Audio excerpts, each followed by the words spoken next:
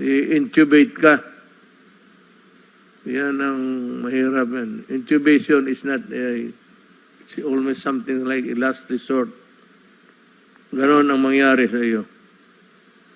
So I ask our kababayans to please get vaccinated. When your turn comes, so you can protect yourself and your loved ones, paulit-ulit ito reminder lang ito, binigay sa akin. Pero kita mo paulit-ulit, again and again and again and again, para lang pumasok sa isip ninyo. Pag hindi pa pumasok sa isip ninyo,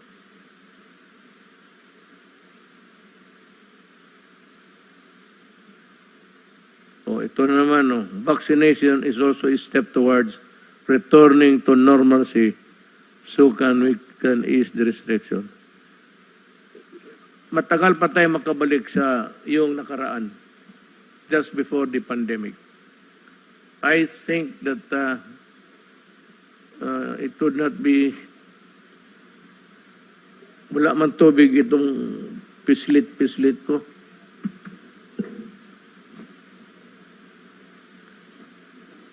Uhaw siya. Where was I? We would not be able to return to the old norm. Ano pa siguro? 2 to 3 years. Pero pag ang mga tao, nandyan ang bakuna, magpabakuna na kaagad, at least ma-minimize na. And we can achieve the herd immunity, which is a long shot, but we can attain it with the help of the people. And if God helps us, we can have a steady supply of vaccines. The expiration of the shields. Pahiram nga ng shields na yung sa gobyerno. Ito.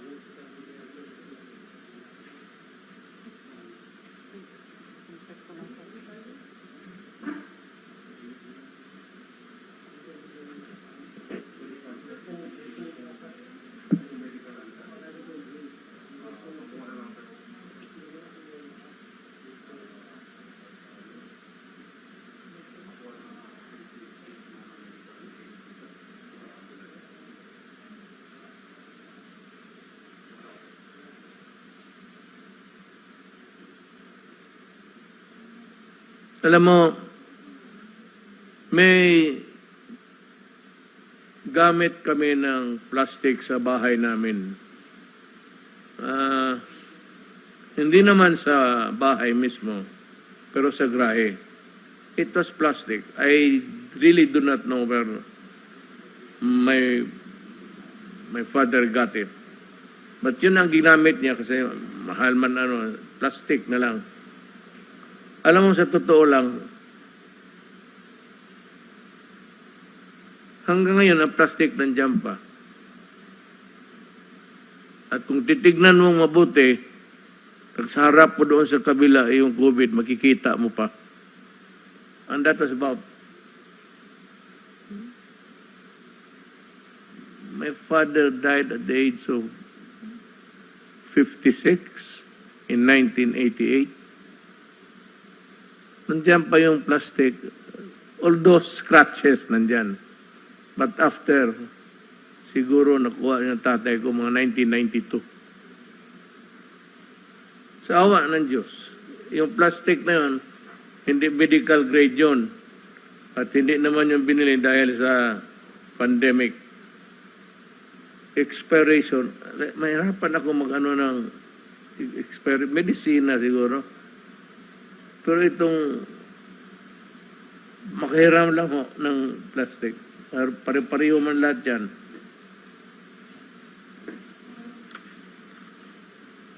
Paano ito mag-expire?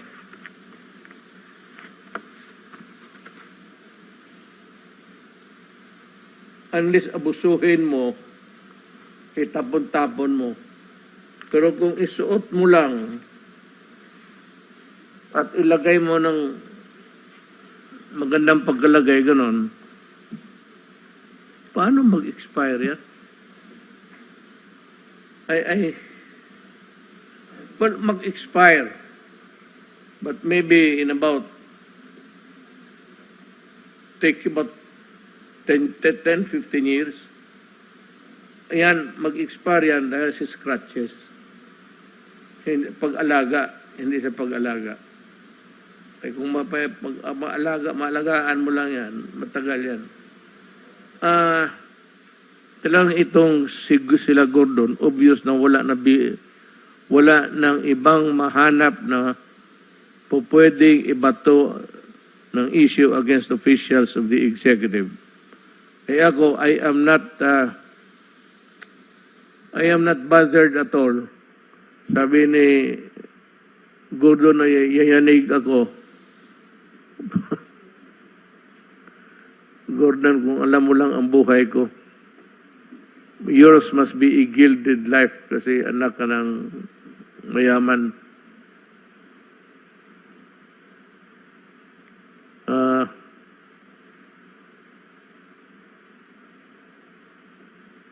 Nalilito na nga ang mga senador natin, and they're trying their best to confuse everyone even with their witnesses. He cannot differentiate the quality if he allegedly tampered with the certificate of production or the certificate of expiration. Kasi kung mayroong production, there must be also an expiration date. Kaya ng medisina. But it ain't that way sa plastic. Sa totoo lang. Baka ang ginagamit, nagagamit pa si Gordo ng plastic?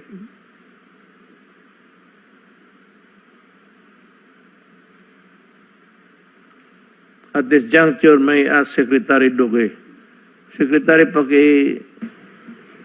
itong suot ko, pa-expire mo din para bakit pinapasuot mo sa akin? Kung yung binigay ninyo mag-expire, bakit mo binigay sa akin? Mamatay na lang ako, nandiyan pa yung plastic. Pakiulit nga sa mga You know, it's a redundant story for you. Well, it's because the senators have a hard time, let me use the best term for that, comprehending all that is about resulting of Senate hearing. Sir. Maraming salamat ho, Mr. President at Senator Bongo, Chair ng Committee on Health at ang ating pong mga kasama, si ES Medialdea at mga kasama ko po sa gabinete at sa ating pong mga kababayan, magandang gabi po sa inyong lahat. Yung pong face shield na pinag-uusapan po, ito po yung binili ng Department of Health mula po sa PSDBM na sila naman po ang nag-angkat o sila ang bumili mula doon po sa kumpanyang Pharmaly. Yung pong medical grade na face shield, katulad po dito, yung nga lang meron pong foam. May foam dito po sa bandang taas. Na kapag sinuot po yan, yung foam, andito po yan. Yung foam po, yun ang nagiging nagde-deteriorate sa mahabang panahon. It becomes brittle. Brittle and nagiging powder, sir. At saka yung kanyang garter, nagiging brittle din po. At yun po ang tinatawag natin na may shelf life of about 36 months. So, yan po, hindi po natin tinatanggap ang mga supplies nang hindi po ini-inspect ng ating pong DOH inspection team. Ganun din po ang akin pong nakalap na report, ang PSDBM, meron din po silang inspection team. Hindi po sila basta-basta pwedeng tumanggap ng mga supplies na hindi po ito sinusuri maigi in terms of quality o yung kalidad, yung pong quantity at in accordance with the technical specifications na yan po ang inuutos ng DOH na dapat sundin ng supplier. Otherwise, hindi po ito tatanggapin ng Department of Health. So yun po, malinaw, meron po siyang shelf life. Ibig sabihin ng shelf life, kung iiwanan mo sa isang lugar, sa estante, naka-plastic po yan, na hindi mo gagalawin, dapat siya po tatagal ng 36 months. At ang in particular, yung pong kanyang foam ay dapat tumagal at ang kanyang garter ay dapat tumagal po ng 36 na buwan. So, ang huli na lang po, Mr. President, yung patungkol po sa aligasyon ng tampering, lumabas po doon sa Senate hearing na talagang may pinakita, may ibinunyag, isinuwalat ang isang empleyado ng Pharmaly na tinamper daw po yung production date.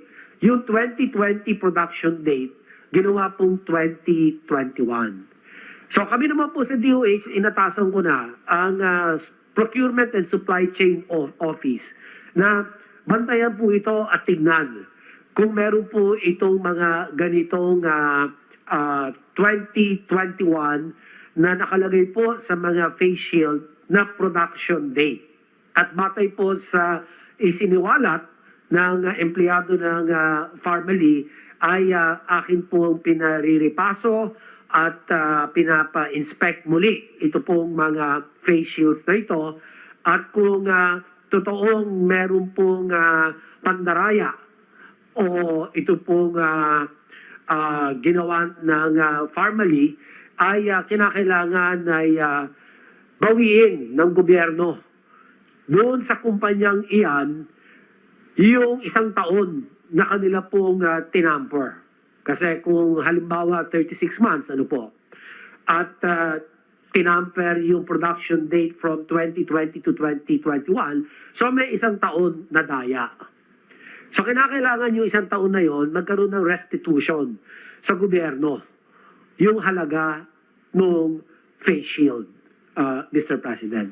So yan po ang masasabi ko sa ngayon at yan lang po, kung meron po mga karagdagang katanungan ay kami po ay sasagot po. Again, I would like to preface my statement with this, that there was or there is an existing national emergency. Yan ho ang hindi ninyo kalimutan. And I would like to reiterate that during the congressional hearing this morning, no less than the Government Procurement Policy Board explained that Bayanihan 1 is categorically exempted from the requirements set by the procurement law. Kayong gumawa ng batas na yan, kindly read Bayanihan 1 again. It was clear all along that the procurement of goods under Bayanihan 1 would not require minimum capitalization, net financial contracting capacity, or a single largest completed contract. These are the things that you have been hammering in the Senate hearing. Alam mo, kung ganun lang pala, bakit hindi ninyo nilagay sa batas? Na despite of a pandemic raging, we have to set these conditions to safeguard whatever you want to happen with the supplies and the medical lahat na binili ng gobyerno. Again, if only the members of Blue Ribbon Committee listen to the resource persons and to what has been said many times during the hearing, but they simply think they are infallible, like God. Merong isang tao lang dito sa universe na infallible, ang Diyos. So now you realize that you are not. The acts of desperation and poetic justice I think it is high time to expose these people in the Senate who try so very hard to personify themselves as incorruptible and clean. Magandang abangan natin lahat ang baka maimbestiga para siya pa ang dapat maimbestigahan. Baka imbestigahan ngayon para siya pa ang makasuhan ng plunder. And I am referring to the so many cases that Gordon has to face. Maybe, I'm sure by this time, marami na nagsulat sa either ombudsman or, alam mo, ganito yan. Itong mga kaso mo, patay na ito. These cases were moribund. Alam mo, wala na, natutulog na ito. Yung ano mo, dito sa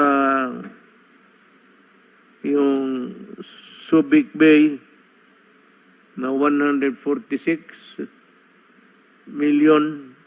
Ang iyo doon is about 80 something, 83. Attributed to you. So, ikaw, na-disallow yan. A new appeal, I think it has reached the Supreme Court and the COA was vindicated there. Ngayon, yung bayaran mo dapat disallowance ang tawag niyan. Kami sa mga gobyerno. Yan ang pagkaalam namin, pagkaalam ko, sa gobyerno man ako nagtatrabaho, ang disallowance is ibalik mo yung pera na hindi sa iyo. Natutulog ito, but sometime in 2016, the demand letter was sent to you to return the money. It has been, ilan? How many years? How many years have passed? Ngayon, hindi mo pa nabayaran. Ang dapat niyan, the case is actually disallowance, ang tawag niyan sa COA. Pag hindi mo nabayaran within the period demanded of you, then it becomes your personal liability and the case go to the ombudsman for, ang tawag niyan, malversation. You malverse the money. I mean, there could be other nomenclature of that toward disallowance. But to me, pag nag-disallow, tapos napuntayan sa ombudsman, kasi doon talaga dapat mapuntayan, that is malversation to me, in my book. Sila pala ang perfect example if we discuss the difference between a red flag and observation and what has been fully audited and disallowed. Yung fully audited, yung sa na flag ka, pero itong sa pagka may mali, disallowance. Ulitin ko, it has been years since yung notice of disallowance issued by the COA over misuse of funds by the Subic Bay Metropolitan Authority during Gordon's time as chairman, which amounts to 140 pala. Sabi ko, correct me if I'm wrong, it's at 146. It's 140 million pesos, and up to now, hindi mo pa rin ibinalik yung 86 million pesos of which is attributable to Gordon. So sana yung pera. Mr. Gordon, you are appearing all white because you have painted everybody black there. So, ikaw na yung lumabas na puti. What now? Please answer me. Anong nangyari dito sa kaso mo? Hindi mo binayaran. It's a malverse money. It's the people's money that you have used. So where is the money? Or what happened to the money? Binigay mo ba sa ano, o nirigalo mo sa ano, o ginamit mo sa kampanya?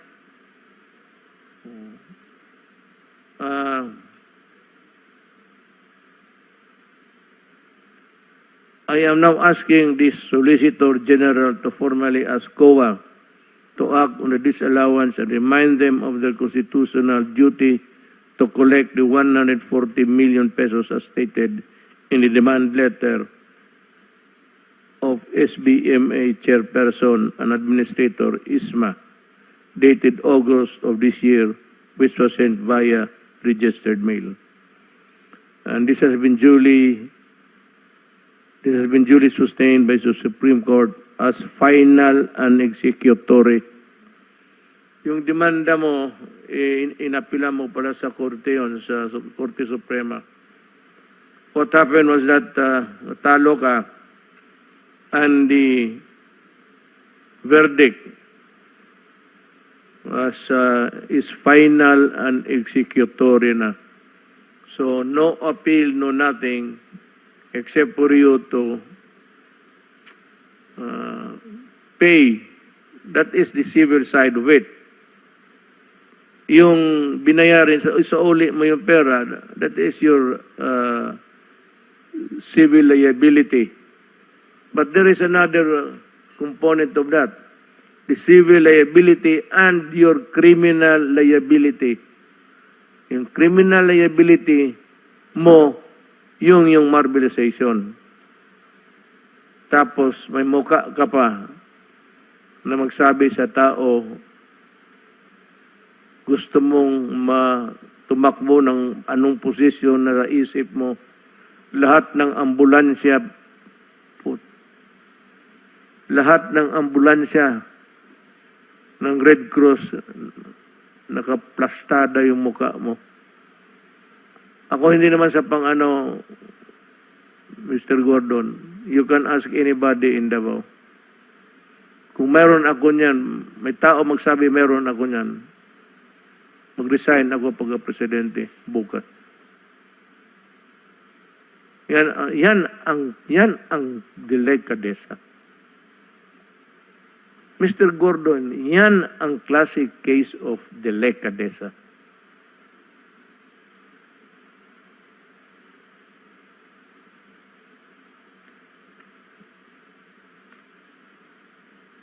On the matter of the testing kits, pinalabas na naman nila, overpriced na naman. Hindi naman yan ang titigilan. Pero I know that you can answer this considering the situation, capacity.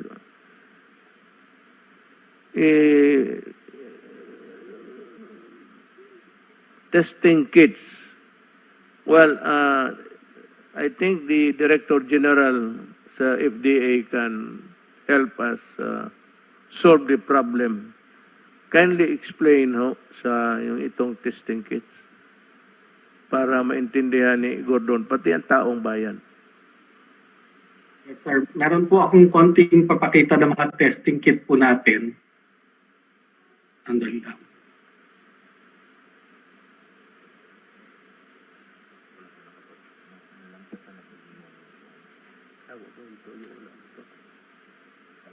Yes, sir.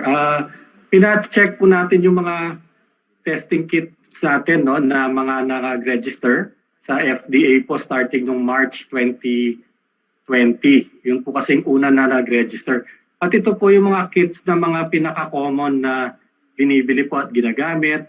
Ito pong nucleic acid test ng Shanghai Gene Diagnostics. Yun pong shelf life talaga nila dahil nga mga bagong kits ito, 6 months lamang. Yung pong pangalawa, ito po ay galing din pong China, Beijing Applied Biologics, 6 months din po. At yung Seegene na yung pinakauna po na Korean kit na-approve sa atin, medyo mahaba-haba po, 8 months yung kanya pong shelf life. Kasi nga po, mga bagong diagnostic kits ito at bago po yung teknolohiya, kaya wala naman po silang experience ng matagal, kaya may ikli po talaga ang shelf life ng kits nung panahon na yon. Ito pong SD biosensor, ito na po yung pinakamahabang nakita namin. No? 12 months po yung kanyang shelf life. Pero yung pinakamadalas pong gamitan, ito yung Sansure, ito po nasa gitna. Karamihan po ng mga private labs, kahit po yung Philippine Red Cross, yan po ang ginagamit yung Sansure. At ang 6 months din po talaga ang shelf life ng kit na yan.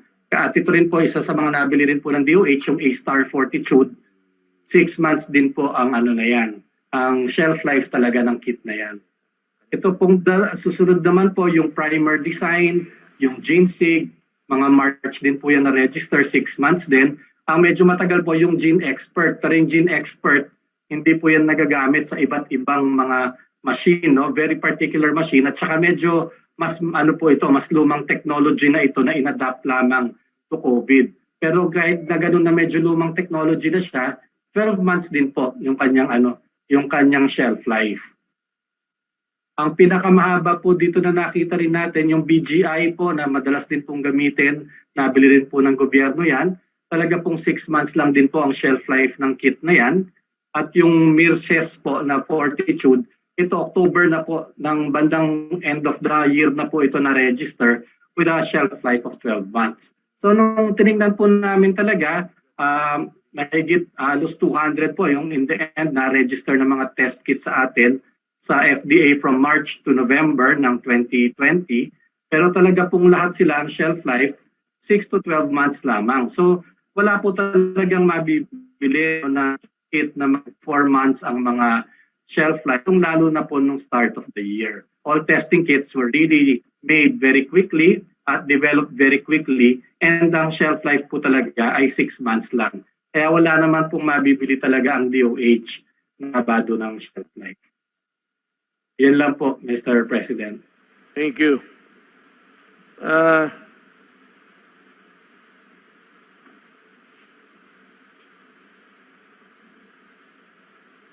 Itong may isa pa akong resource person na gusto kong lumabas. I would like to backtrack. Backtrack na ako.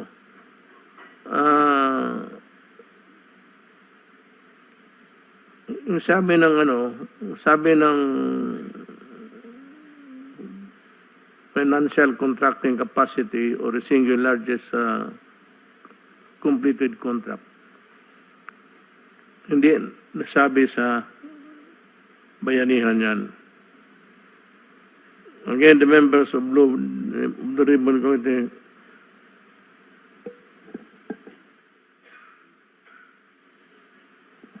COVID na ako. Hindi kasi nag-appreciate, hindi mag-mask. Pati lahat yan sa panel, magka-COVID yan. Just to drive home the point. Kasi yung witness nila, nawala, yung nawala, yung auditor, nag-testify, testigos yun ni Gordon. Siya ata yung kanyang initiative to invite as a resource person yung isang auditor. Pero witness niya when he was asked sa lower house in a hearing of the same subject matter. Kung nandyan yung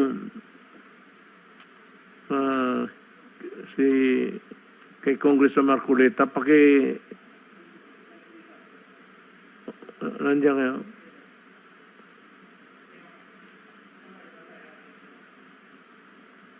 Yung hearing doon,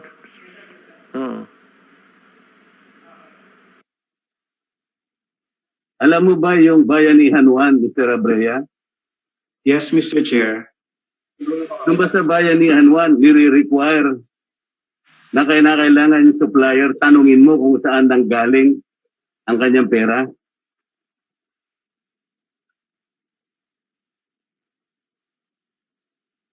Naintindihan mo yung tanong? Uulitin ko pa ba?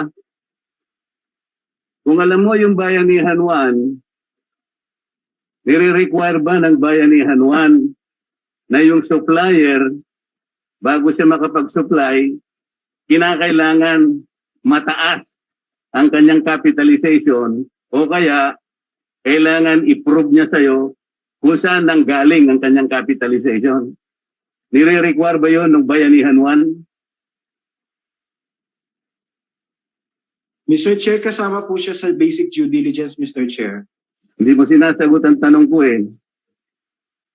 Kung alam mo yung Bayanihan 1, dapat alam mo na walang nire-require doon kung anong minimum capitalization. At dapat alam mo rin na hindi tinatanong doon kung saan kinuha yung pera na ginamit sa kapital. Yun ang tinatanong ko sa'yo. Paano mo ngayon sasabihin na due diligence? Eh wala namang requirement ang Bayanihan 1. Saan mo ibabatay ngayon yung panukat mo o yung standard mo, yung batayan mo na walang due diligence? Mr. Chair, ang due diligence po is basic principle po ng pag-iingat para po masigurado natin na may kapasidad ang kahit sino mang kumpanya o individual na makikipag-transaction po tayo, Mr. Chair. Abogado ka ba, Mr. Abrea? Hindi po, Mr. Chair. CPA po, Mr. Chair. O CPA ka? Yung due diligence, maraming klase yan. Merong necessary diligence, merong proper diligence, may ordinary diligence, merong extraordinary diligence. Alam mo ba yun? Yes, Mr. Chair. Ngayon, kabisado mo yung Article 1163 ng Civil Code. Alam mo ba yun? Hindi po, Mr. Chair. Hindi ko po kabisado. Sasabihin ko sa'yo para malaman mo.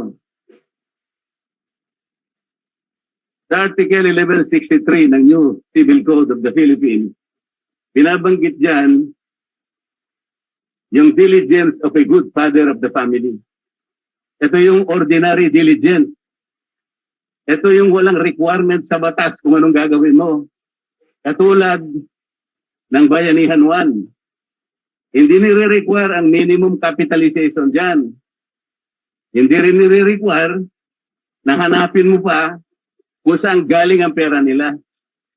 Ang ginawa ng PSTBM, kahit walang ganong requirement, nagtanong pa rin. Ordinary diligence ang ginawa niya.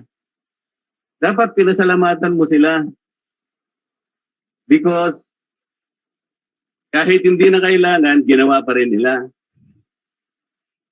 Did you understand?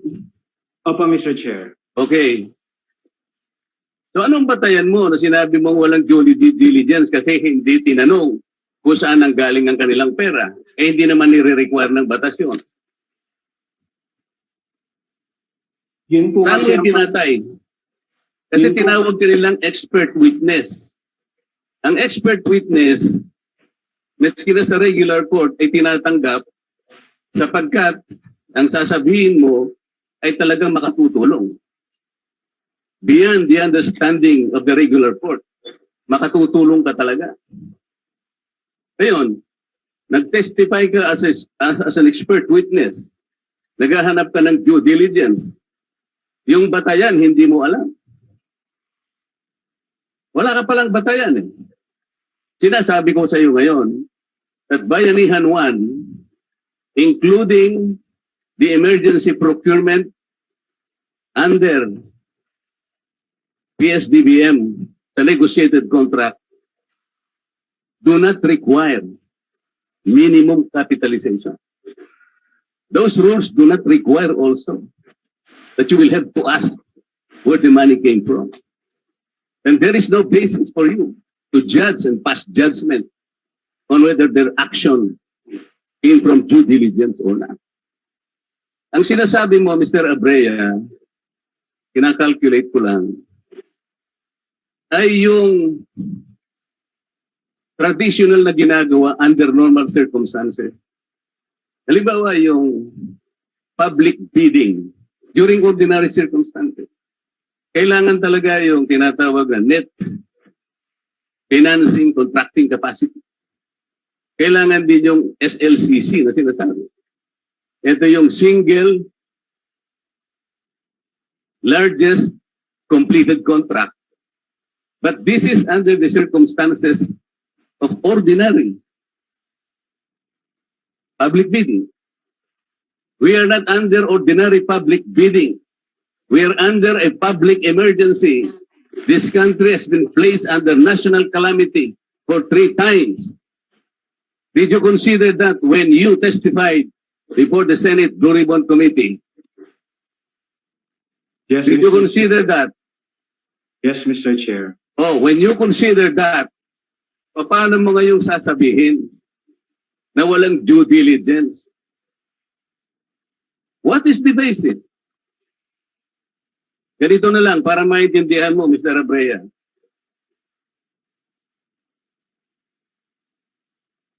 May kaanak ka na may sakit.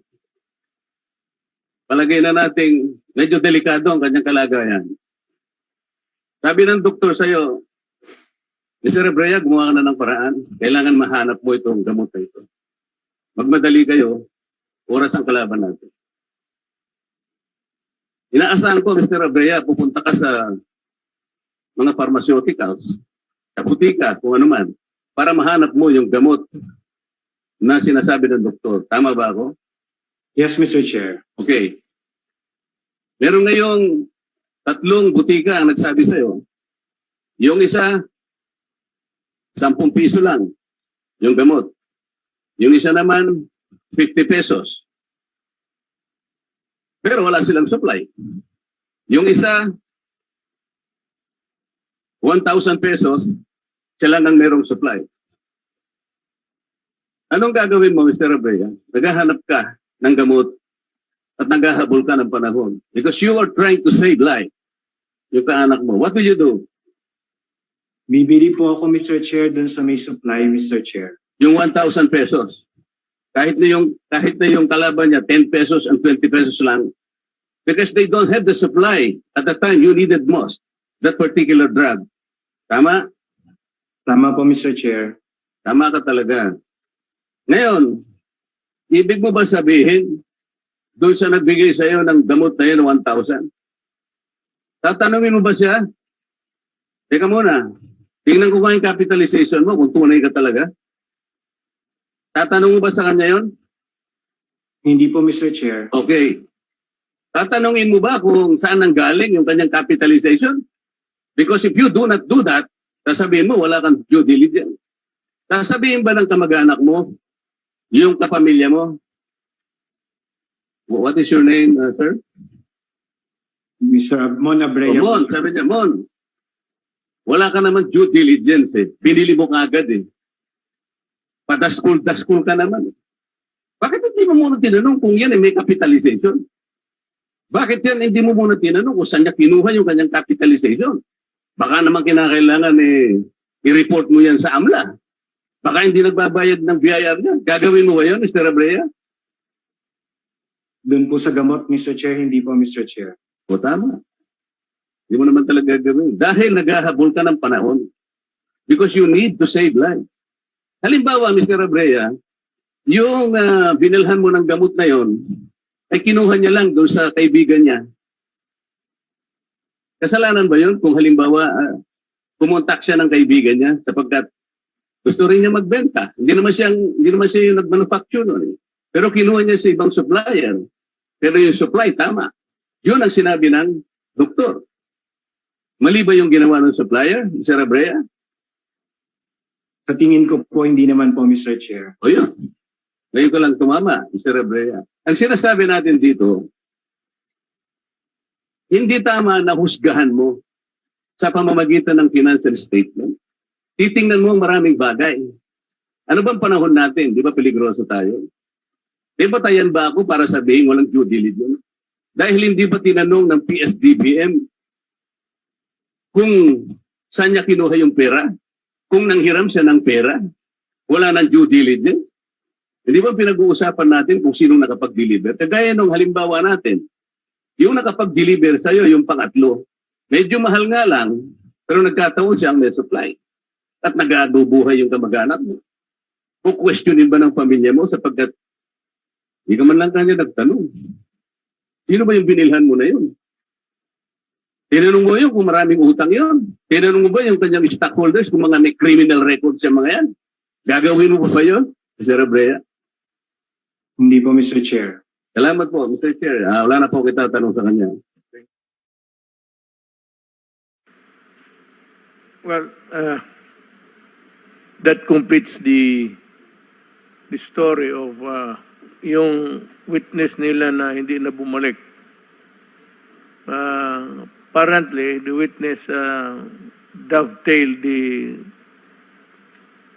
questions and the answers which Congressman Marcolita wanted to come out from his mouth. Lumabas yung totoo.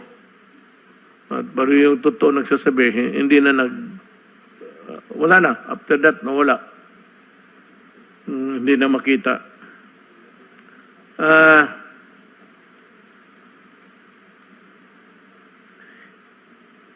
Sir, tanongin na si Secretary Duque. Yung investigation ba ng PRC, yung false negative, false positive nila, may resulta ba? Kasi hindi natin malaman ilan sa nagpa-swab test sa Red Cross na naging false positive, so that we can approximate how many eventually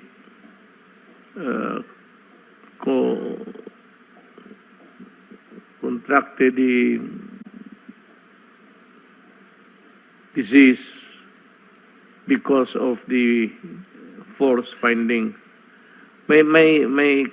Do you have a copy of this investigation being conducted by the PRC, or were you given at least a rundown of what's happening there? Well, Mr. President, yung pong preliminary report po sa akin ay yung sa PRC Logistics and Training Center sa Subic. Ito po yung sumuri ng mga nasopharyngeal swab. Ito po sa throat at saka sa may ilong. Yung 49 out of 49 lumalabas po na nag-positive. So 100% lahat. No exception, lahat nag-positive. That was a result that was released on September 3, 2020.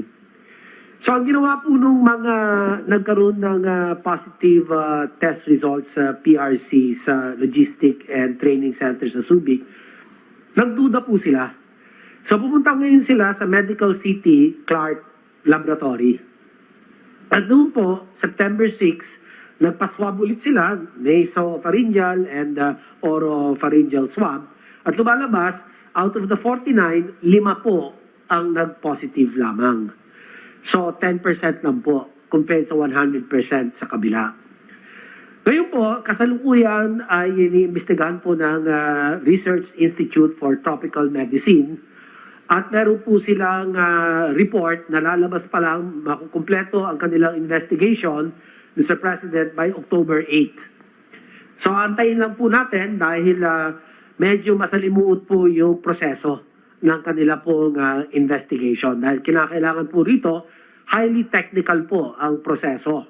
At 4 po ang mga hakbang na kanila pong ginagawa. Yung number 1, yung pagriripaso po ng mga laboratory records noong pong mga ginawang testing ng PRC At sinisiguro po nila kung tama yung testing protocol, kung nasunod ho ba talaga yung proseso.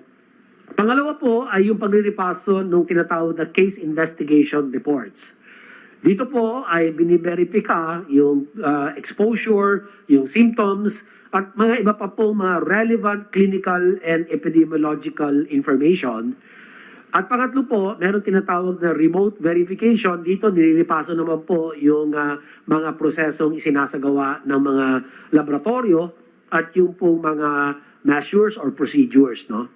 At pang-apat po, pinakahuli yung troubleshooting proficiency test panel to all concerned laboratories. Dito po, bine-verify yung pong kakayanan ng mga laboratorio na talagang tama ang kanila pong pagtukoy nung presensya ng tinatawag na SARS-CoV-2 viral RNA at titignan po nila ng talagang masusing pamamaraan yung detection system na ginagamit po nung laboratory. Dalawa po kasing laboratory pinag-uusapan natin dito, yung PRC po, na kung saan lumabas 100% ng positive yung mga healthcare workers, at yung isa po sa the Medical City Clark, yun din po ay tinitignan ng RITM. So Mr. President, yan lang po ang aking masasabi sa ngayon.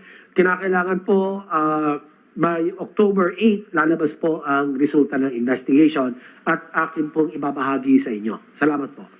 Salamat, Secretary Duque. It is good that there is an independent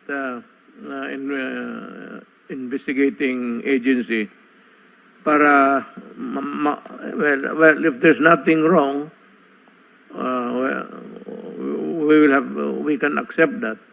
If there is something wrong, then the chairman of the Red Cross has to answer for it. It's yung supervision mo was not done properly in the absence of a supervised examinations in your agency that hindi ninyo nagawa yan. I think that Gordon has to answer for that also.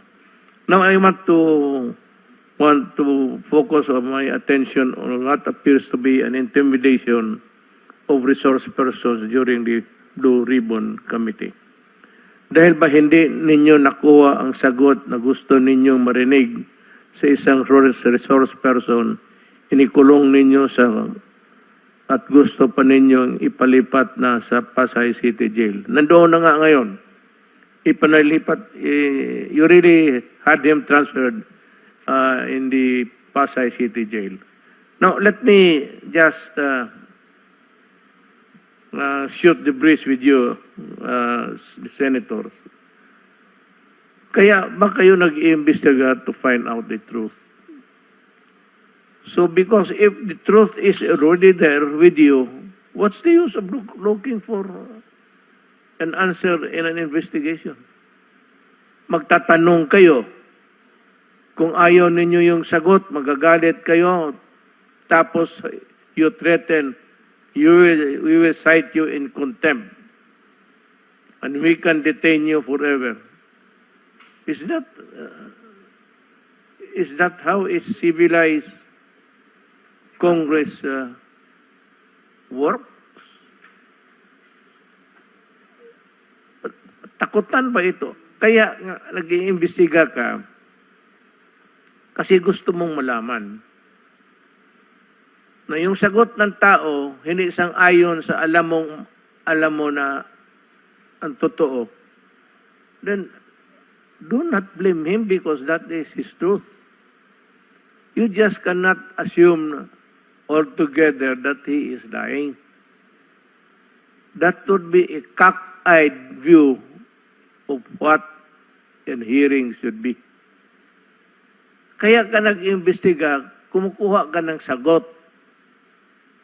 Bakit ka makipagdebate at ang sabihin mo nagsisinungaling siya?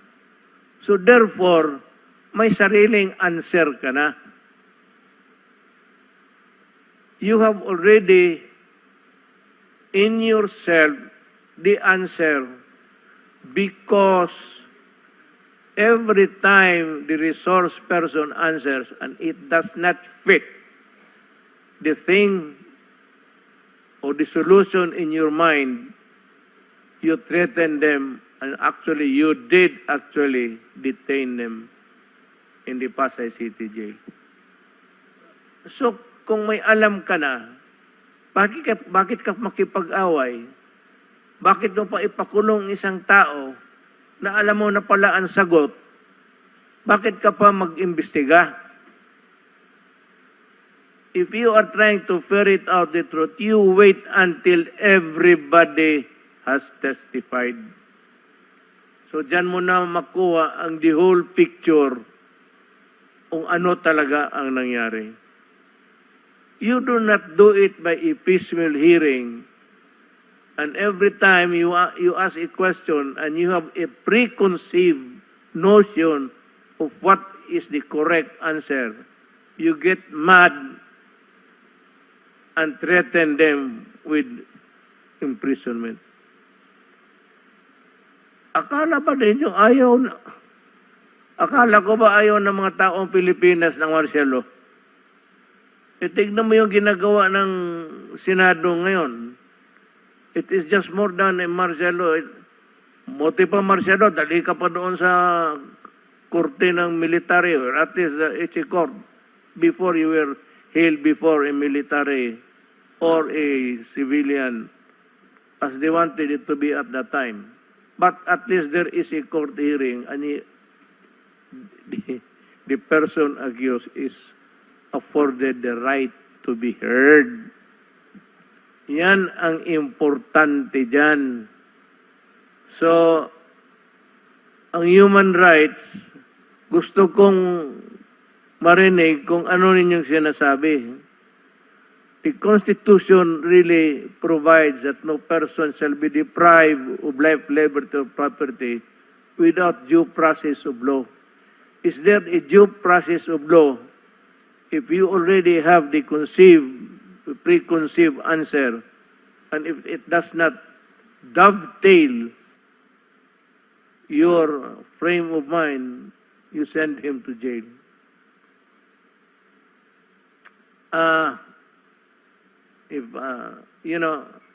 Just piece of advice. I think sino yung tao na sabi ko nga, durugin na ninyo. Yung parmalin, durugin na ninyo. Pero not at the expense of the constitutional rights of whoever is testifying there. Hindi ko ninidepensa, nagsasalita na ako bilang abogado kasi nakikita ko dito sa briefer ko, kinulong na ninyo. So what's the use of hearing kung may alam ka na pala na Mr. Gordon, you're a lawyer. Do not try to be a lawyer and not a despot. You are not the king of Congress. Please do it for the sake of you, your family, and for the country. So, bago ako magtapos, marami na akong nadaldal.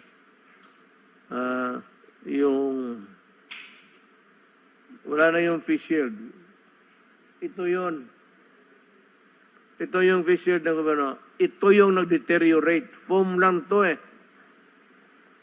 And of course, yung garter. Pero the garter has many, over time, maging maluwang yan. So you transfer there's a button there. Ilipat mo naman dito para higpit uli. Over time, pag maubos itong butas, isang butas na lang naiwan, bumili ka na lang ng garter, talian mo lang at iganon mo sa likod mo, tapos ito lang ang deteriorate. Because, as I said, this is brittle. Yan ang misteryo ng kung iganon mo yan, yun na yun. Yan ang face mask. Pero nandito yung para sa pawis.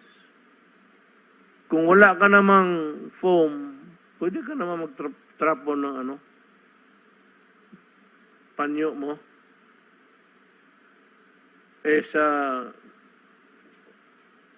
Nakita ko sa sine sa operating room, ang pahid ng pawis ng surgeon yung tatrabaho, yung nurse. Ito lang ang actually ang mag-ano niyan yung foam, yung marami kang makitang foam ngayon. Guntingin mo lang. Nag-ilagay mo ng paste, yun na yun. If that is really what you're talking about the product. How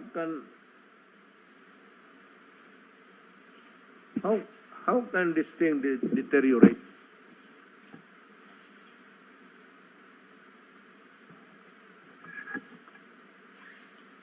Improper handling of abuse in the use of the masisira talaga. Kung mayroon itong ilagay mo lang yan dyan.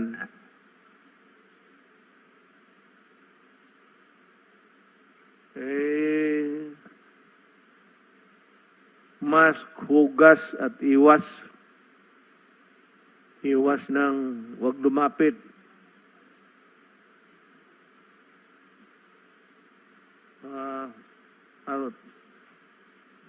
Ito pa. Ito para kay Gordon lang rin. May I ask the senators if it is true that the hillmarks, Hilmarks,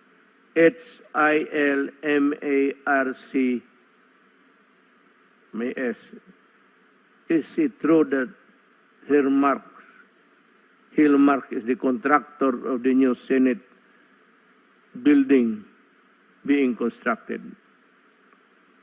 Is this the same Hillmark contractor that built the Iloilo Convention Center and the Makati City Hall building, two that the Senate also investigated during the last administration?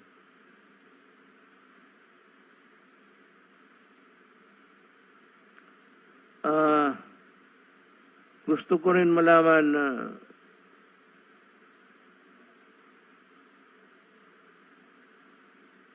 sa iyo, Mr. Gordon, yung dalawang building, paki-report na rin sa tao. The reason why the people are also interested in the investigation, in the audit, is gusto ng tao, buksan ninyo ang libro para makita kung saan tumakbo yung pera. Yan ang gusto ng tao. Hindi na masyado sila sa audit. Nakakalito yan sa ordinaryong tao.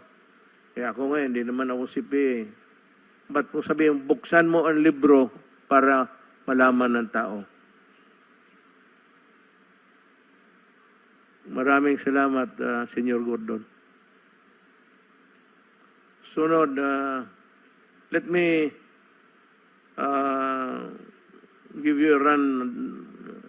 I'll bring you through the people who are here to testify. Si Secretary Doque, Secretary Lorenzana, Secretary Galvez.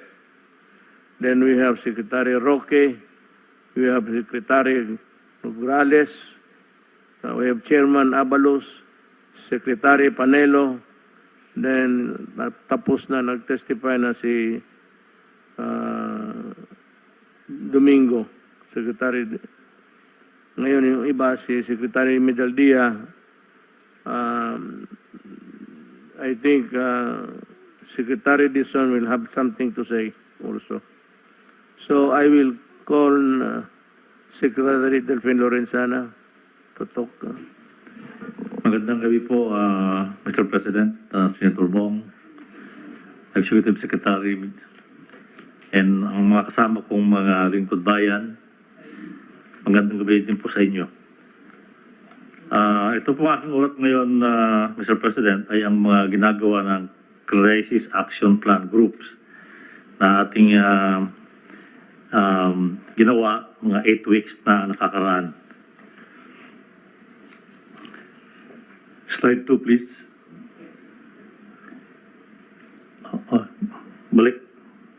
Balik.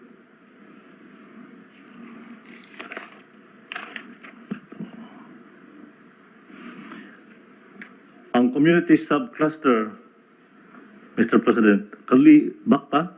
Ulit? One more? Yeah, sunod. Next. Okay, ang community subcluster, Mr. President, ay nakapagpatupad ng alert level system sa NCR at granular lockdown sa 2,221 houses, 8 commercial establishments at paaralan, 27 residential establishment at buildings, 34 streets, 13 villages o subdivisions, 19 blocks at 14 settlements. Nagpatuloy sa pag-hire ng mga contact tracers sa buong bansa na kasalukuyang nasa 127,326 katao. Next slide, please. Nagpabilis ng pagsasagawa ng contact tracing mula 26,245 noong nakaraang linggo, tumaas sa 29,250. Ang suspect at probable cases ang na-trace, na-assess at na-isolate sa loob ng 24 oras. Samantala, 16,908 naman ang confirmed cases na agarang na-trace at na-isolate para sa kabuuang bilang na 132,358. Napahusan ang ating testing capacity kung saan mula 19,382 19,382,245 nakaraang linggo ay tumaas sa 19,532,516 ang kabuuang bilang ng mga individual na na-test mula noong nakaraang taon. Next slide please. Nakapagdagdag ng mga COVID-19 dedicated beds para tugunan ang patuloy na pagdami ng mga COVID-19 cases. Sa kasalukuyan, meron ng mahigit na 150,000 na kama para sa mga pasyente sa 9,106 pasilidad sa buong bansa. Mula 34% noong nakaraang linggo, bumaba ang occupancy rate sa 32.78%. Nakapagtatag ng COVID Task Force sa 81 provinces, 146 cities at 1,484 municipalities. Nakapagtatag ng isolation units sa 81 provinces, 144 cities at 1,451 municipalities. Nakapag-organisa ng mga health information centers sa 78 probinsya, 144 na syudad at 1,463 munisipalidad. Next slide please. At mahigpit na pinatupad ang minimum public health standards. Sa kabila nito, nakakalungkot na may karagdagang 262,391 na kaso ng paglabag sa linggong ito para sa kabuuang bilang na 2,350,438. 114,247 naman ang mga naharang sa checkpoints para sa kabuuang bilang na 142,991, habang 1,379 ang unauthorized persons outside residence o UPORs para sa 18,136 kabuuang bilang nito. Nagpalabas din ang DSWD ng Memorandum Circular No. 11 ukol sa guidelines on the provision of family food packs in support of affected families due to declaration of granular lockdowns bilang pagkahanda sakaling palawigin pa ang pagdeklara ng granular lockdown. Next slide, please. Ilang magandang balita naman, Mr. President, mula sa ating health facility subclusters.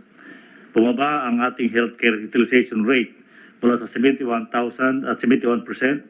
noong nakaraang linggo sa 68% ngayong linggo. 1% ang naibaba sa ICU beds at 3% naman sa ward beds. Subalit tumaas ng 1% ang mga nagamit na isolated beds. Nakapagdagdag ng mga licensed hospital beds sa nanakaan para sa COVID-19 mula 38.5% sa 38.57% o napakaliit lang po, 0.07% kayong linggo ay increase. Mula 4,349 naging 4,426 ang bilang ng ICU beds. Samantalang mula 21,000 tumaas sa 21,208 ang bilang ng isolation beds at mula naman sa 15,814 ay 16,000 na ngayon ang ward beds. Next slide, please. Napag-alamang 67% o 67% sa ICU at 84% sa mga intubated patient ang hindi pa nabakunahan.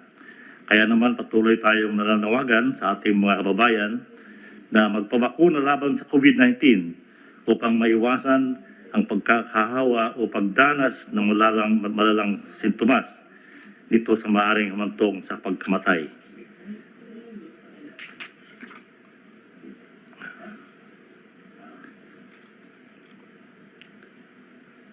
Next slide, please.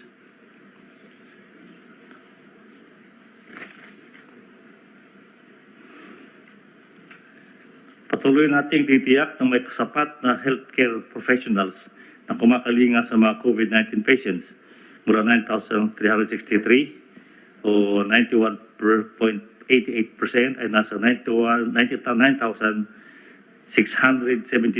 na or 94.84% ang na-hire sa kasalukuyan.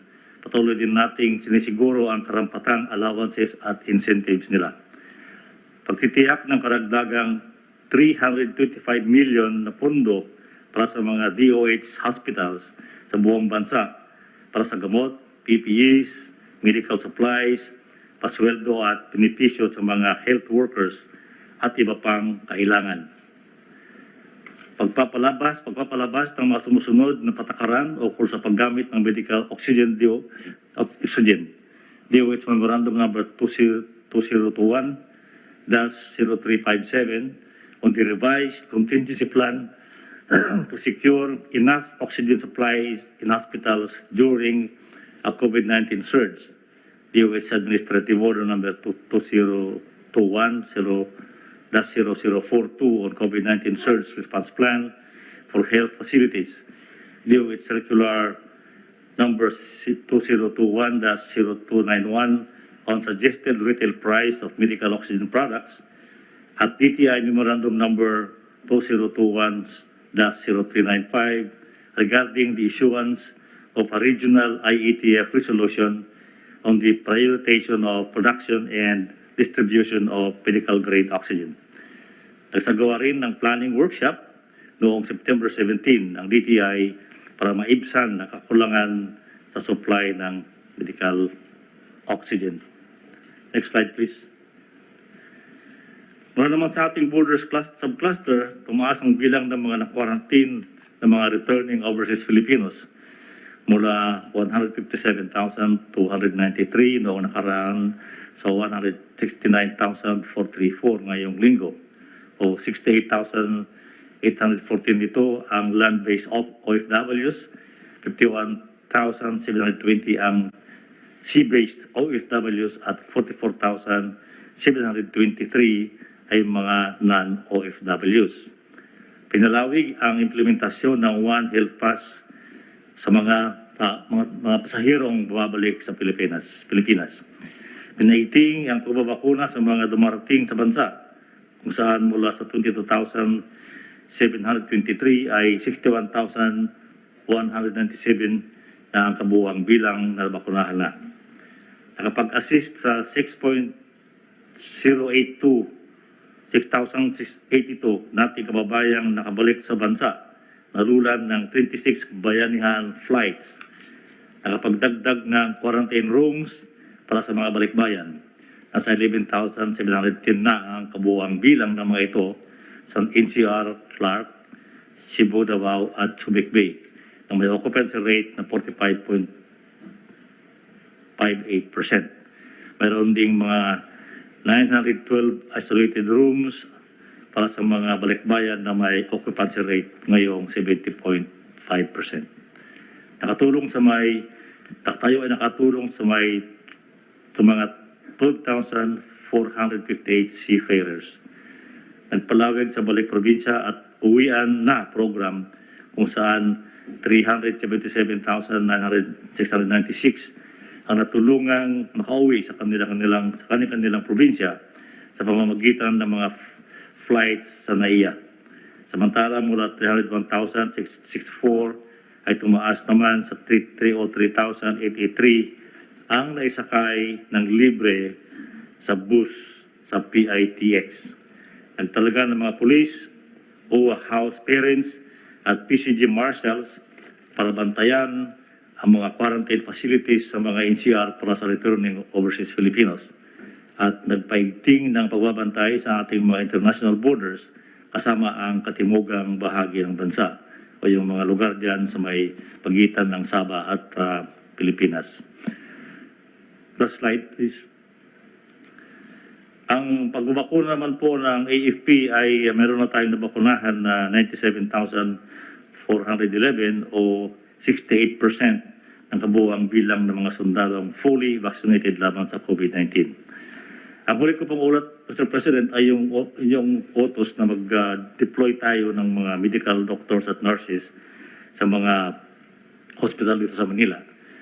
Meron na po tayong naipadalang dalawa noong nakaraang linggo, pero ngayon po ay nakapag-ipon na naman yung Surgeon General ng 5 doctors at saka 20 nurses na pwedeng i-deploy sa mga hospital sa Manila.